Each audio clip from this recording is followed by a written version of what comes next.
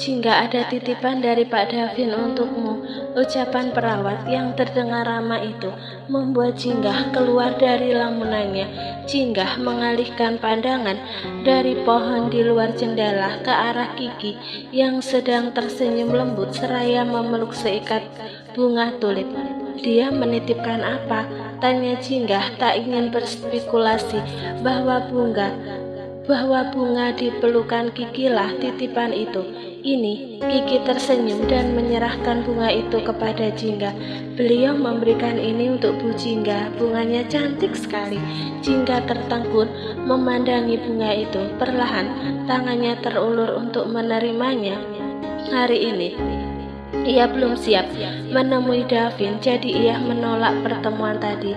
Perasaan Jingga campur aduk, tapi ia tak tahu pasti apa yang benar-benar ia rasakan sekarang. Ia menatap Kiki dan bertanya dengan ragu, apa dia baik-baik saja? Kalau dilihat dari fisiknya Pak Davin sepertinya baik-baik saja, tapi saya melihat dari sorot matanya, dia seperti merindukan Bu Jingga. Ucap Kiki tanpa ragu membuat Jingga kembali tertegun. 10 menit lagi makan siang diantar ke sini. Jangan lupa habiskan makanannya, dan setelah itu minum obat yang sudah saya siapkan ya. Jingga mengangguk. Baik, terima kasih suster.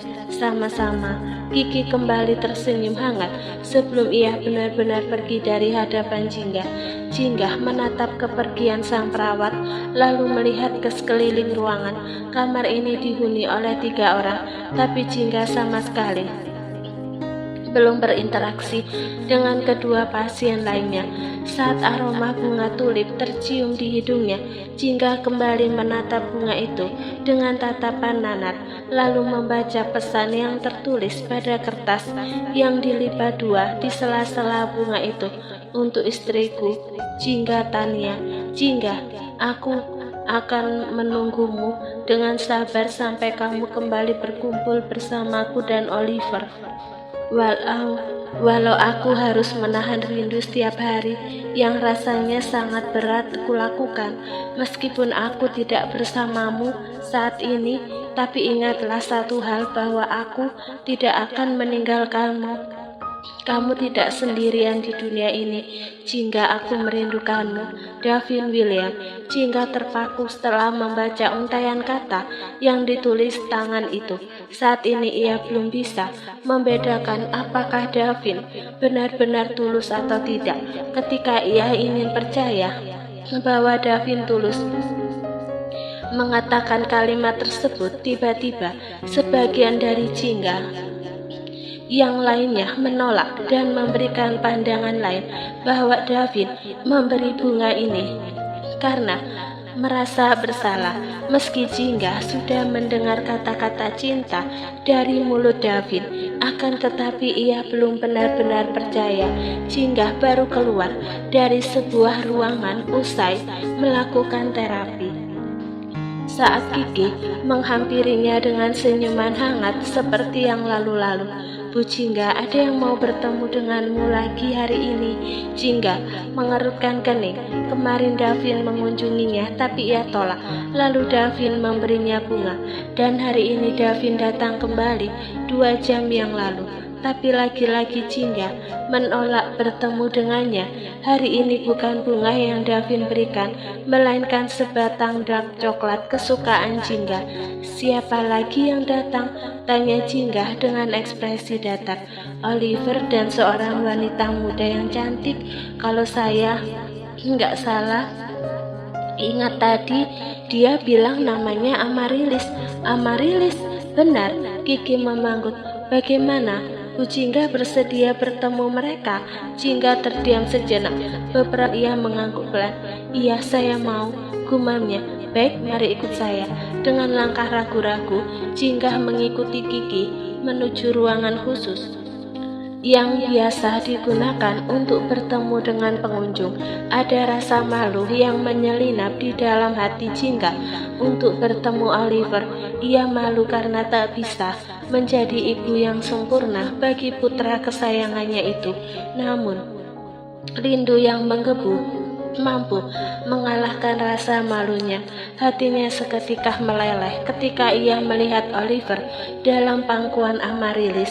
Anak itu langsung meronta-ronta meminta digendong. Jingga dengan bibir cemberut seperti akan menangis.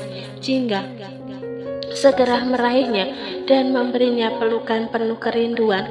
Mata Jingga berkaca-kaca dengan dada yang terasa sesak saat aku bilang ke Oliver kalau hari ini kita akan bertemu Kak Jingga. Dia langsung semangat seolah-olah mengerti ucapanku. Amaryllis terkekeh kecil seraya menjawil pipi Oliver. Jingga menatap adik iparnya. Kapan kamu sampai? Kemarin sore sampai rumah. Amaryllis menghela nafas pelan, lalu tersenyum lebar sebelum ia memeluk Jingga dari sisi yang lain, membuat Jingga seketika tertegun. Akhirnya aku bisa bertemu kalian lagi.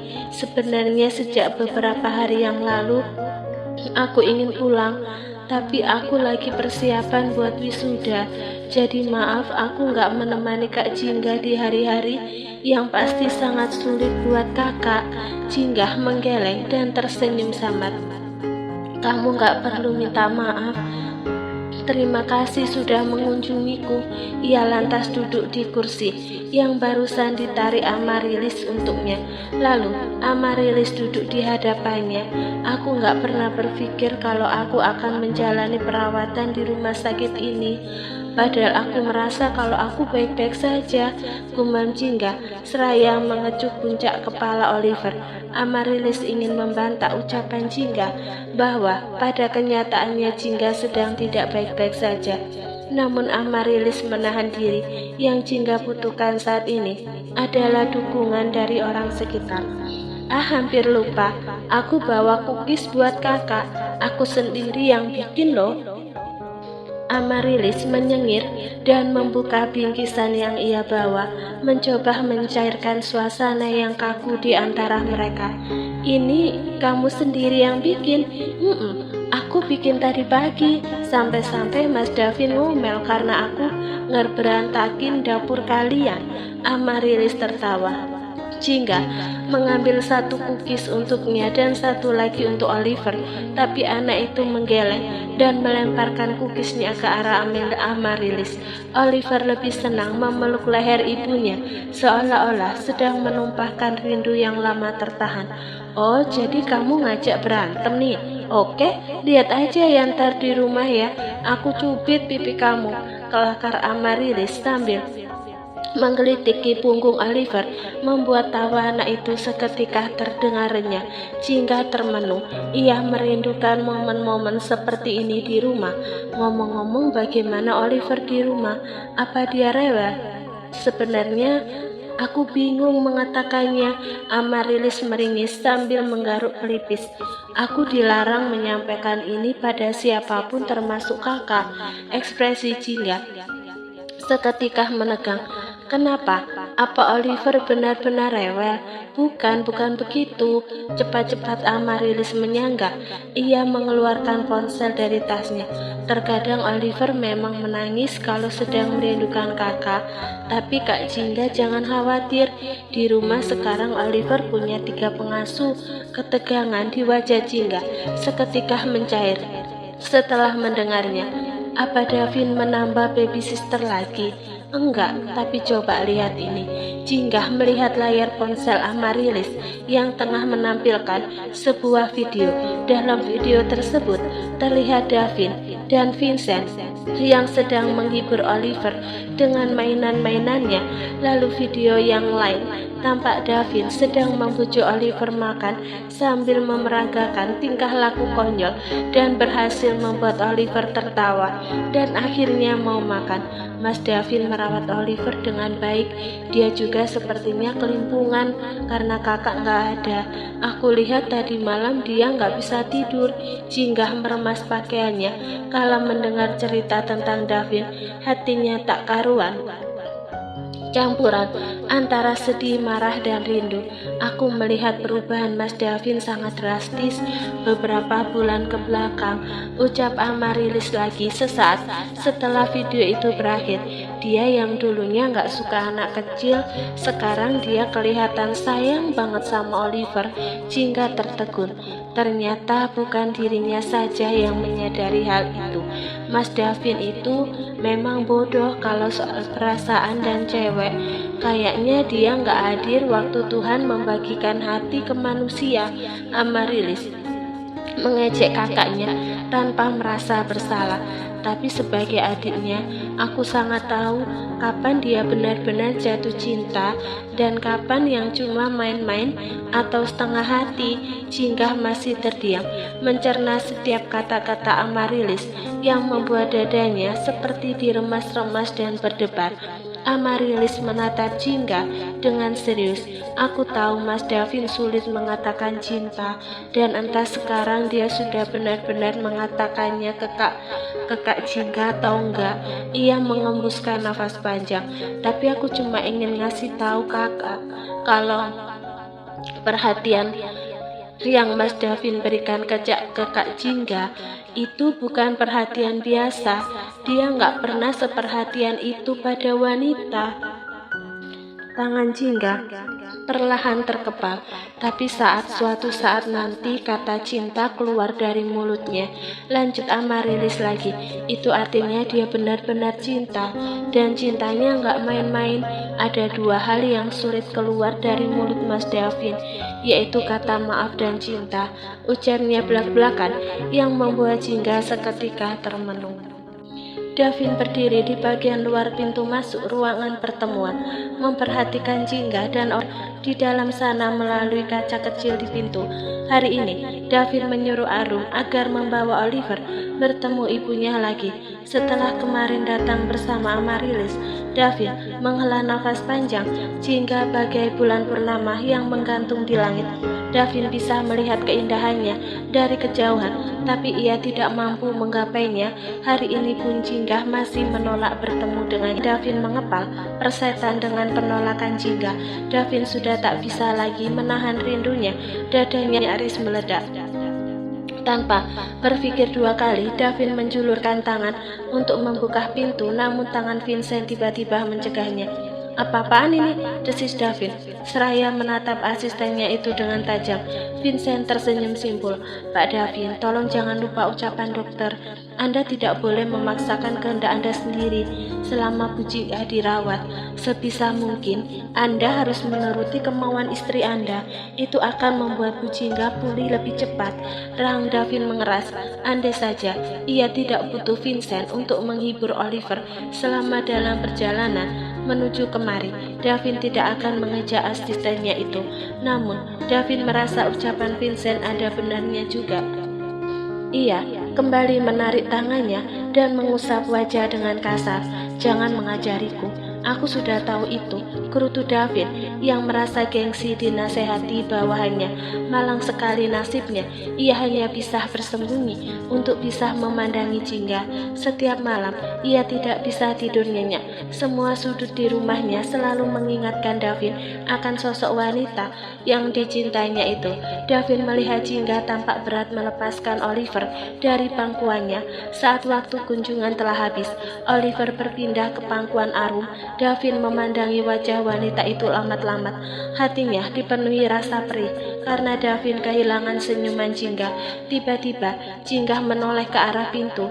Mungkin wanita itu merasa diawasi. Seketika Davin menegakkan punggung dan wajahnya berubah menegang. Tatapan mereka bertemu.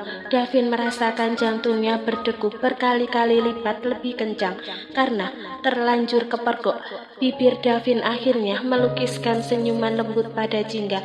Jingga hanya terpaku di tempatnya berdiri sebelum akhirnya seseorang perawat membawanya pergi. Davin menghela nafas kecewa ketika sosok Jingga hilang dari pandangannya. Khalil sedang membaca berita daring pada iPad-nya sambil menyeruput kopi di sela-sela waktu istirahatnya ketika ia tanpa sengaja melihat sebuah berita yang berjudul "Skandal Terbongkar, Video Kebenaran Antara Chelsea dan Jingga Menjadi Viral, Publik Menghujat Chelsea Karena Berbohong." Penasaran, Khalil lantas membuka artikel tersebut. Beritanya baru keluar tadi pagi. Khalil nyaris memuntahkan kopi yang belum melewati tenggorokannya saat memutar video percakapan Jingga dan Chelsea. Ia buru-buru menelan kopi dan memfokuskan mata serta pendengarannya pada video tersebut. Khalil menghela nafas lega karena video itu membuktikan bahwa Jingga memang benar-benar tidak bersalah. Sejak awal, ia sudah menduga akan hal itu, dan di sisi lain Khalil marah pada Chelsea. Tangan Khalil mengepal kuat setelah membaca berita yang langsung viral itu, dan netizen berbalik menyerang Chelsea. Khalil jadi teringat Jingga. Sedang apa wanita itu sekarang? Sakit apa yang dia alami sampai Davin William meminta cuti lebih dari 2 minggu untuk Jingga? Kekhawatiran mulai menyelimuti hati Khalil. Ya, beberapa hari yang lalu, Davin William menghubunginya dan meminta izin, lebih tepatnya pemberitahuan bahwa Jingga akan cuti minimal 2 minggu.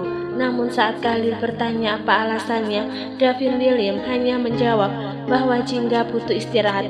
Khalil menaruh iPad di atas meja. Ia menghabiskan sisa kopinya, lalu beranjak dan berdiri di depan lukisan abstrak hasil goresan tangan Jingga yang menempel di dinding ruangannya. Tulisan itu sangat indah dan misterius dalam waktu bersamaan, sesuai dengan karakteristik Jingga yang sulit ditebak. Terakhir kali ia bertemu Jingga adalah siang itu di rooftop saat ia menemani Jingga yang duduk sendirian. Sore harinya Khalil harus pergi keluar kota untuk menghadiri sebuah acara penting selama 2 hari. Setelah berpikir cukup lama, Khalil akhirnya menghubungi nomor telepon teman sekaligus bawahannya itu. "Halo, Khalil," menghembuskan nafas kecewa ketika yang ia dengar bukan suara Jingga. "Ya, halo. Apa ini Davin William?" "Benar," suara berat Davin di seberang sana terdengar jelas. "Ada apa menghubungi nomor telepon istri saya? Saya hanya ingin tahu kabar dia, tapi ternyata handphonenya ada di tanganmu." Khalil tersenyum kecil. Lucu sekali, pikirnya. Jangan mengkhawatirkannya. Sebenarnya ada apa? Dia sakit apa? Seperti yang saya katakan waktu itu, Jingga hanya butuh istirahat. Apa saya tidak boleh tahu? Khalil benar-benar mengkhawatirkan Jingga. Terakhir saya melihatnya kondisinya cukup mengkhawatirkan. Beberapa hari yang lalu dia selalu terlihat murung dan selalu sendirian. Bahkan saya pernah melihatnya menangis sendirian di rooftop. Sebagai temannya, saya benar-benar khawatir. Davin terdiam sejenak sebelum akhirnya terdengar helaan nafas panjang darinya. Jingga dirawat, dia harus menenangkan dirinya dulu di rumah sakit jiwa. Mendengarnya, Khalil seketika terjenuh. Apa yang terjadi? Dia mengalami depresi. Hari terakhir dia bekerja, dia mencoba untuk melompat dari rooftop studio milikmu. Khalil terhenyak. Ucapan Davin terdengar bak sambaran petir. Ia mengepalkan tangan, merasa sama sekali tidak menduga bahwa rasa sakit yang dialami Jingga sedalam itu hingga ia nyaris bunuh diri. Setelah Davin memberikan penjelasan lebih jauh, sambungan telepon mereka pun berakhir. Khalil segera membuka laptop untuk mengecek CCTV pada hari kejadian. Davin tercenung seraya menatap layar ponselnya yang kembali terkunci. Ucapan Khalil beberapa saat yang lalu membuat dadanya terasa berdenyut nyeri. Beberapa hari yang lalu dia selalu terlihat murung dan selalu sendirian. Bahkan saya pernah melihatnya menangis sendirian di rooftop. Davin merasa dirinya benar-benar bodoh karena ia tidak menemani Jingga di saat sedang berada di titik terendahnya. Celotehan tidak jelas Oliver dalam pangkuannya membuat Davin tersadar dari lamunan. Ia menggendong anak itu lalu turun dari mobil. Pada saat yang sama, mobil orang tua Davin memasuki gerbang. Lucy turun dari sana setelah sopir membukakan pintu.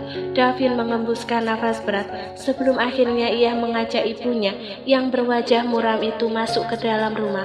Davin bisa menebak bahwa suasana hati ibunya sedang buruk. "Mana Jingga?" tanya Lucy sesaat setelah Setelah ia mendaratkan dirinya di sofa, Davin menyerahkan Oliver pada Arun, lalu duduk di hadapan Lucy. Dia sedang gak ada di rumah. Ia menyembunyikan fakta bahwa Jingga dirawat di rumah sakit jiwa dari ibunya, sebab Davin sudah bisa menebak. Alih-alih merasa simpati ibunya ini kemungkinan besar akan menggunakan kenyataan itu untuk menyerang Jingga. Gimana sih, suami pulang kok dia malah keluyuran? Mi, dia nggak ada di rumah bukan berarti keluyuran, bantah Davin. Dan aku mohon sama Mami, berhenti memperlakukan Jingga dengan buruk. Dia istriku, dan aku nggak akan membiarkan siapapun menyakitinya mulai sekarang. Ekspresi Lucy semakin muram. Ia kemudian menatap Davin dengan penuh emosi. Apa yang kamu lakukan pada Chelsea? Kamu yang menyebarkan video itu dan membuat Chelsea dibenci masyarakat karena mereka mengira Chelsea berbohong. Davin menghela nafas berat.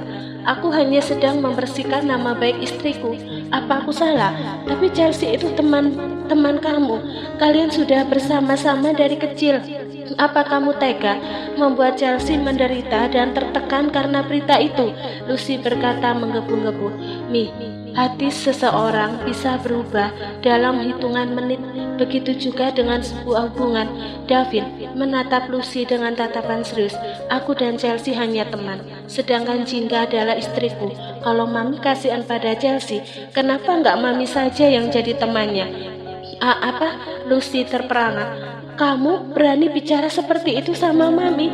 Lagi pula, di video itu sudah jelas kalau Jingga nggak bersalah.